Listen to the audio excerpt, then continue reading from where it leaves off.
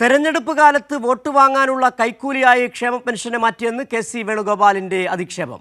Election കാലത്ത് മാത്രം 2 ഗഡുവോ 1 ഗഡുവോ വിതരണം ചെയ്യുന്നുവെന്നാണ് കെ.സി. വേണുഗോപാൽ പറഞ്ഞത്. 62 ലക്ഷം മനുഷ്യരെ ആക്ഷേപിക്കുന്ന പരാമർശം ഇന്നലെ നിലമ്പൂർ UDF കൺവെൻഷനിലാണ് വേണുഗോപാൽ നടത്തിയത്. തെരഞ്ഞെടുപ്പ് കാലത്ത് വോട്ട് വാങ്ങിക്കാൻ വേണ്ടി ഉപയോഗിക്കുന്ന കൈക്കൂലിയാക്കിയിട്ടാണ് ശ്രീ പിണറായി വിജയന്റെ സർക്കാർ ഇപ്പോൾ പെൻഷൻ ഇലക്ഷൻ കാലത്ത് 2 ഗഡു ഇപ്പം വരുമായിരിക്കും. ചിലപ്പോൾ എവിടെയെങ്കിലും പറയൂ 2 ഗഡു 1 ഗഡു.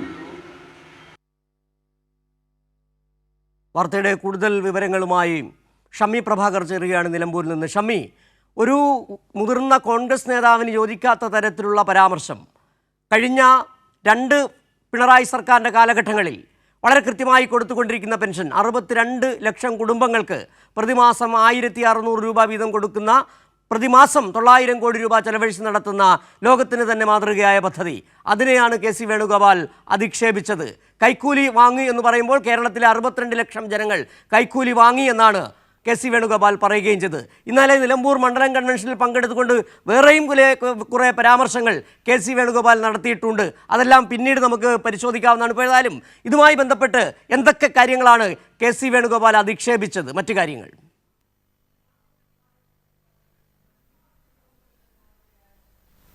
സിജു, ഇതുമായി ബന്ധപ്പെട്ട് പറയാനുള്ളത്, ഇവർക്ക് ഈ സാധാരണ മനുഷ്യൻ്റെ ജീവിതവുമായോ സാധാരണ മനുഷ്യൻ്റെ ദൈനംദിന കാര്യങ്ങളുമായോ ഒരു ബന്ധവുമില്ലാത്ത നേതൃത്വമായി കോൺഗ്രസിൻ്റെ നേതാക്കൾ മാറിയിരിക്കുന്നു എന്നുള്ളതാണ്.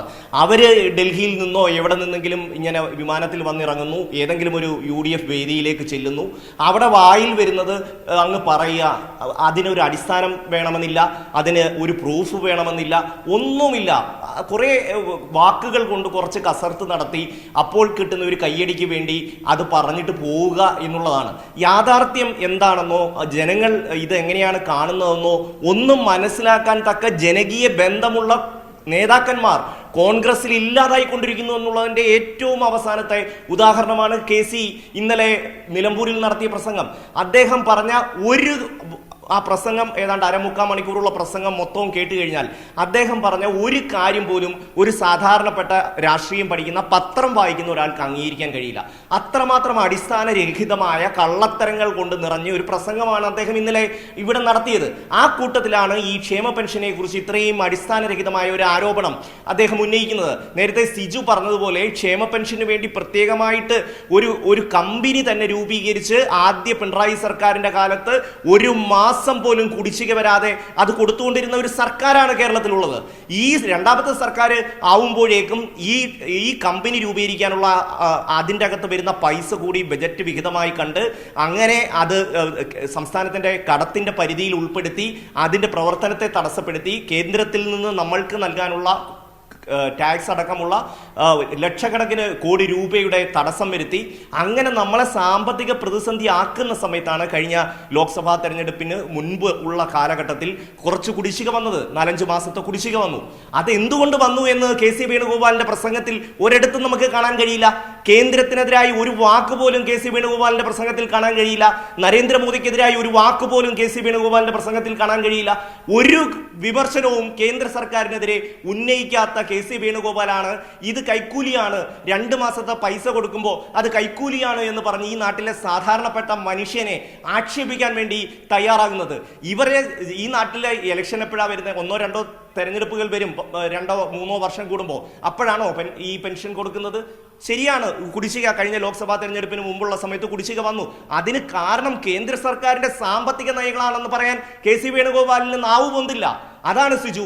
യാഥാർത്ഥ്യങ്ങൾ മനസ്സിലാക്കാതെ ഇന്നലെ തന്നെ അദ്ദേഹത്തിന്റെ പ്രസംഗത്തിൽ അദ്ദേഹം അൻവറിന് വേണ്ടിയാണ് സംസാരിക്കുന്നത്. കഴിഞ്ഞ ദിവസം മുഖ്യമന്ത്രി നിലമ്പൂരിലെ LDF കൺവെൻഷനിൽ പറഞ്ഞു, ഒരു ചതി കാരണമാണ് ഇവിടെ ഈ തെരഞ്ഞെടുപ്പ് വേണ്ടി വന്നത്. സത്യമല്ലേ? 9 വർഷക്കാലം LDFന്റെ MLA ആയി LDFന്റെ പ്രവർത്തകർ 2 തെരഞ്ഞെടുപ്പിൽ വോട്ട് ചോദിച്ച് അൻവറിന് വേണ്ടി ഇരുട്ട വെളുക്കെ പണിയെടുത്ത് വിജയിപ്പിച്ച് വിട്ട ഒരാൾ ഒരു സുപ്രഭാതത്തിൽ മുന്നണിയെയും ഇതിന്റെ മുഖ്യമന്ത്രിയെയും ആക്ഷേപം പറഞ്ഞുകൊണ്ട് അപ്പുറത്ത് പോയി നിൽക്കുമ്പോൾ അതിനെ ചതി എന്നല്ലേ വിളിക്കേണ്ടത്? അത് ചതിയാണ് എന്ന് തന്നെയാണ് മുഖ്യമന്ത്രി പറഞ്ഞത്.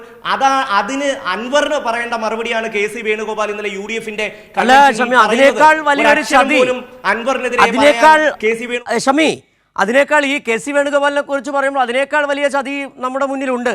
അതായത് BJPക്ക് വോട്ടൊരുക്കാൻ വേണ്ടി രാജ്യസഭാ സീറ്റ് ഒഴിഞ്ഞ് ഇവിടെ വന്ന് മത്സരിച്ച കെ സി വേണുഗോപാൽ ഇന്നലെ ഒരുപക്ഷെ പ്രസംഗിച്ചപ്പോൾ അവിടെ കെ സി വേണുഗോപാൽ പറയാതിരുന്ന ഒരു കാര്യമുണ്ട്. അവിടെ മലയോര ജനതയുടെ നീറുന്ന പ്രശ്നങ്ങളുണ്ട്, വന്യജീവി ആക്രമണമുണ്ട്.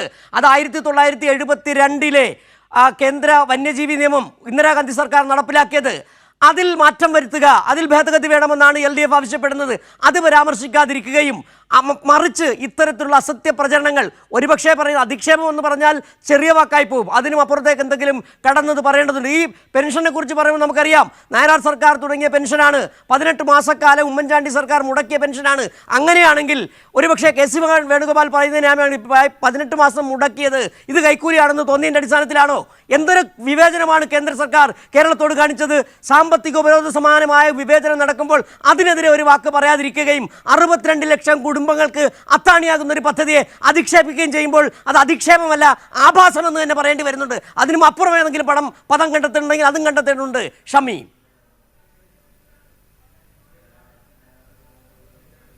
സിജു, അതാണ് ഞാൻ പറഞ്ഞത്. ഈ കോൺഗ്രസ് നേതൃത്വത്തെ സംബന്ധിച്ച് അവർക്ക് ഈ നാട്ടിലെ സാധാരണ മനുഷ്യനെ എങ്ങനെ ജീവിക്കുന്നു, അവരുടെ ജീവിത സാഹചര്യം എന്താണ് എന്നുള്ളതിനെ കുറിച്ച് ഒരു ധാരണയുമില്ല.